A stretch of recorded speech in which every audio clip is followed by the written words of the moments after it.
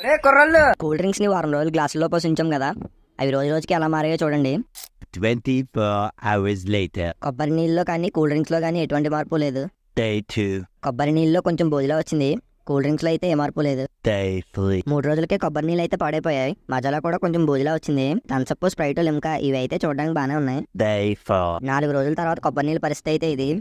మజాలో బోజు ఎక్కువైంది. Thums Up, Sprite, Limca అయితే 4వ రోజు కూడా ఎటువంటి మార్పు లేదు. The next day. 5 రోజులకే కొబ్బరి నీళ్ళు మజా పాడైపోయాయి. థమ్సప్లో అయితే వచ్చి రానట్టుగా చిన్నగా బోజు వచ్చింది. స్ప్రైట్, లిమ్కాలో అయితే ఏ మార్పు లేదు. The next day. కొబ్బరి నీళ్ళు మజా పరిస్థితి అయితే ఇది.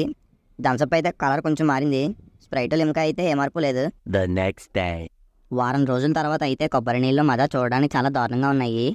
థమ్సప్ అయితే బోజు రాలేదు కానీ కలర్ అయితే మారింది. ఇంకా స్ప్రైట్, లిమ్కాలో అయితే ఏ మార్పు లేదు.